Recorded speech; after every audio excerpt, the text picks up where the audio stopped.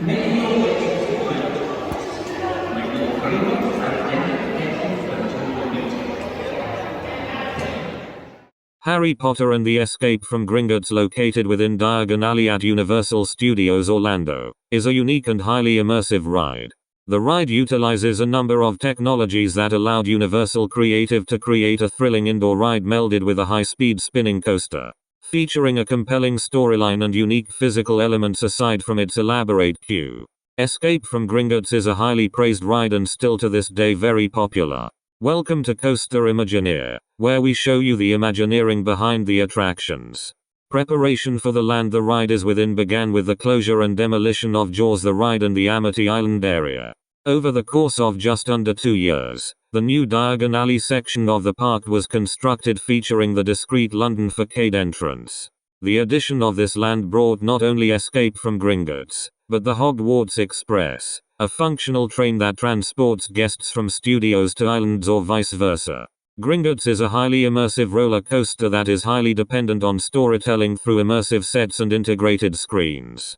The ride also utilizes a number of effects to sell the effect of the story. However, prior to the main ride experience, riders are given the storyline by entering the lobby and vaults of Gringotts Bank through a replicated set from the books and films.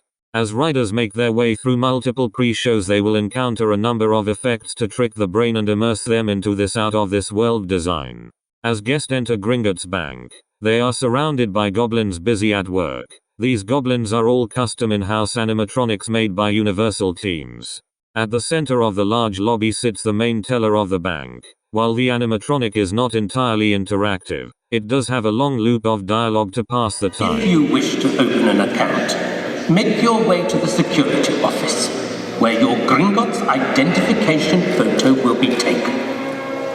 Then, go directly to the office at the end of the corridor. From there, you will be escorted to the vaults. Once you proceed into the office hallway, you will be surrounded by multiple small details. On some of the doorways are projected shadows of Bellatrix and other characters discussing their plans to break into the vaults. This effect is a simple rear projection. The shadows were cast by real actors onto a diffused surface, then a camera recorded the shadows produced. This effect is simply projecting those shadows onto similar material of the windows and doors. Off to the side of the queue are several newspapers on desks. These newspapers are there to tell part of the storyline. These are simply monochromatic screens with very dim backlights as shown in the video. These small screens have had their edges hidden by the crinkles of the newspaper in order to make it look like it is the newspaper animating, not the screen. Throughout several locations in the queue there are multiple talking and moving portraits that move while looking static. This is actually something Universal patented back starting on the 4th of May 2010 when they were working on Harry Potter and the Forbidden Journey. This method is actually rather simple. The portrait effect utilizes multiple layers of physical filters to transform the image from standard LCD with a dim backlight. These layers contain different organic substances, pigments, and dyes that alter the view of the image shown. However, these filters can also be used digitally with fewer physical filter layers. After this, they are filtered through an acrylic paint style layer to make the video look like a painting. To sell the effect, a spotlight is pointed at the portrait or their place in an illuminated environment in order for the light from the screen to seem normal, and not obviously coming from a screen. After heading down the hallway, guests are led into Bill's office where Blurdak greets us to get the keys and show us to the vaults as their new clients. This pre-show is an early installation of the Musoon effect, or an improvement on the Pepper's Ghost effect. The media scene was filmed on a soundstage in front of a green screen. This video is projected from above, down onto a flat mirror which then reflects the projection onto a thin and nearly transparent film position at an angle. Behind the effect are real props to help blend the effect, make it hard to distinguish what's projected, and what's not. After the pre-show, guests proceed into the next lobby, where they wait to take the next elevator down to the shafts. These elevators are actually just plain static rooms but with several illusions to sell the effect of a real elevator. Up on the sides of the wall and behind the slated roof are several vertical mounted screens that show an animated descent into the vaults along with convincing sound. Down the corners of the elevators are LED strip lights that make it appear like lights from the shafts. To ensure the room feels like it's actually moving, Universal teams up the immersion by installing an undulated floor.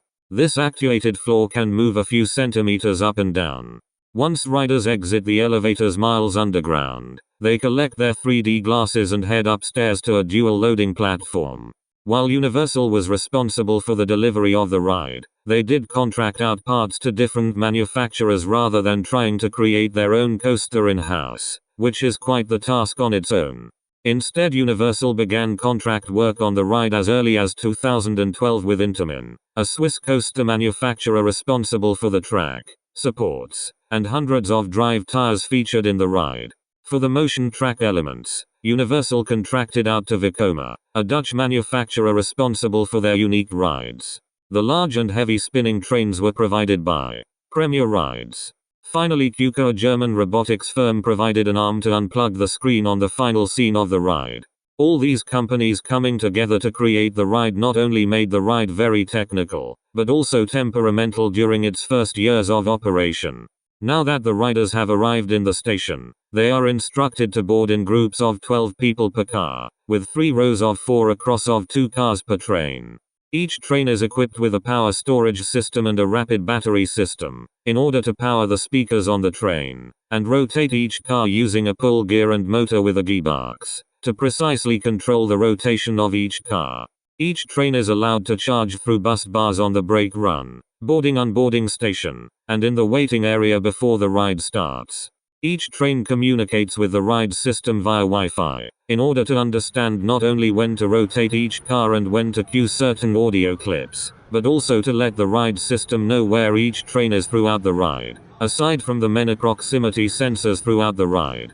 During the ride, multiple screen elements are a blend of animated live-action performances. With digital enhancements, the camera and resulting video have been squinched to provide more depth.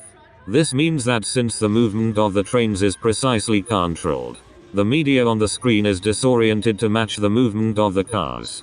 Once dispatched, the ride pulls out of the station and stops at the first piece of technology, a switch track. In order to have 2 stations, the ride must have it.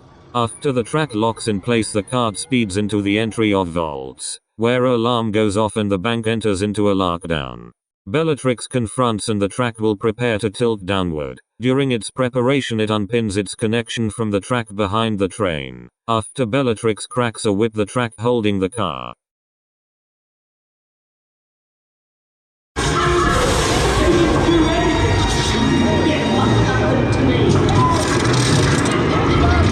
Once the track is connected firmly, the train is released from the track, sending the car speeding down the drop. After rushing past some scenery, Bill slows the train down to a stop. Here the train is entering a track section similar to the tilt section. With riders facing perpendicular to the track toward the screen, the train is again latched and locked onto the track section, that now is undulated by a hydraulic piston to tilt the left and right and up and down. Once the scene is over, the track has already reconnected and is ready to propel the train. When the train arrives at the next scene, the same process of latching and locking occurs, but on a turn. With the train now facing riders outwards, away from the turn, the track disconnects via pins and tilts riders forward, as the entire curve section moves with the mechanics. Soon after the track reconnects, the train unlocks and is pushed onward to the next scene, where the riders are confronted by Voldemort and Bellatrix. You've seen Harry Potter. He was in your vault, Bellatrix. And Bellatrix. The finale scene is a large dome screen that envelops the view of riders.